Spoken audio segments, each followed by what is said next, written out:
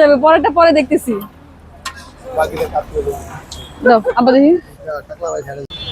আসসালামু আলাইকুম বন্ধুরা, চলে আসলাম সেই আগারগাঁও নতুন রাস্তায়, যে এখানে এক সুন্দরী রমণী হাঁসের মাংস বিক্রি করে এবং খুব সুস্বাদু হয়, যার হাঁসের মাংস খাওয়ার জন্য দূর দূরান্ত থেকে লোকজন ছুটে আসে সেই হাঁসের মাংস সেই রুটি দিয়ে খাওয়ার জন্য। তা আজকে আপনাদেরকে সেখানে নিয়ে যাব, যার নাম আসমা। তো চলেন, লেটস গো। ভাই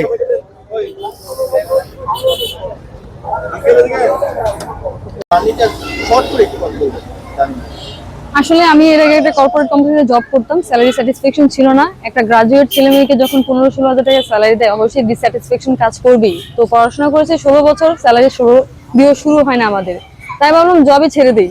যেহেতু আমার ভিতরে হয়তো কমতি আছে, বিভিন্ন জায়গায় ট্রাই করি নেই, এটাই ভেবে নিলাম।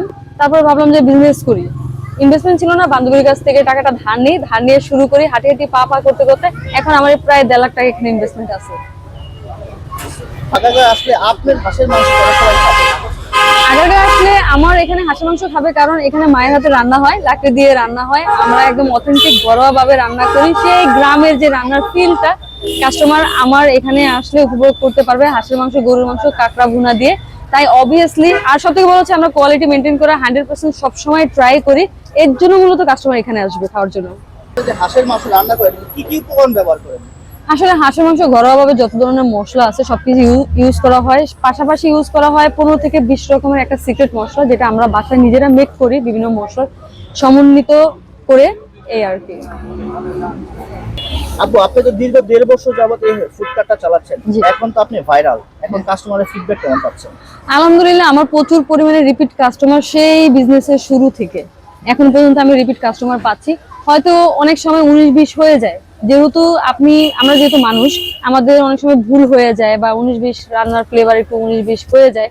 তবে আমরা চেষ্টা করি 100% মেনটেন করতে, কোয়ালিটি প্লাস টেস্ট। আর আমার প্রচুর পরিমাণে রিপিট কাস্টমার এন্ড রিকমেন্ডেশনও বেশি। আপু, আপনার এখানে তো হাঁসের মাংস নিয়ে আপনি এখন বিখ্যাত আগারগাঁওতে, আপনি আগামীতে হোম ডেলিভারি দেওয়ার কোনো ইচ্ছা আছে কিনা? আসলে আমার ইচ্ছা আছে হোম ডেলিভারি দেওয়ার, বাট এই মুহূর্তে পসিবল না, কারণ হাঁস প্রচুর পরিমাণে কষ্টের একটা কাজ, বাছাই করা, প্রসেসিং করা। আমি যে আমাদের ওয়ার্কিং কাস্টমার গুলো থাকে, যেগুলো ইনবাউন্ড এসে খায়, তো তাদেরই ভালো মতো সাপ্লাই দিতে পারি না পর্যাপ্ত পরিমাণে। তো এই মুহূর্তে যদি আমি হোম ডেলিভারিটা শুরু করি, আমি টোটালি প্রেসারে পড়ে যাব, যেটা এই মুহূর্তে সম্ভব না। আপু, আপনি যে বিজনেসটা করতেছেন, আপনার বিজনেসে কে সাহায্য করতেছেন? আসলে বিজনেসটা শুরু করেছিলাম একা থেকেই। তারপরে আমার বড় বোনকে আমি এটার সাথে ইনভলভ করি, আমার পার্টনার হিসেবে নিয়ে নেই। এছাড়া আমার বাবা মা সবাই মূলত আমার এই বিজনেসটাকে সাপোর্ট দিচ্ছে। মানে মূলত আপনারা পুরো পরিবার এই বিজনেসটাকে ইনভলভ করে? জি, আমরা ফুল ফ্যামিলি এই বিজনেসের সাথে ইনভলভ এখন এই মুহূর্তে। আপু, অনেক তো হাঁসের মাংস খাওয়া হলো, এখন আপনার অ্যাড্রেসটা আমাদের বলে দেবেন। আমার ফুডকার্টের লোকেশন আগারগাঁও নতুন রাস্তা, পরিসংখ্যান ভবনের পাশে সোনালী ব্যাংকের এটিএম একটা বুথ আছে, বুথের একেবারে সামনে, যেখানে পাওয়া যাবে সুস্বাদু হাঁসের মাংস, গরুর মাংস, কাঁকড়া ভুনা, কোলাজালি পিঠা এবং মোর অ্যান্ড মোর। সামনের দিকে আসবে।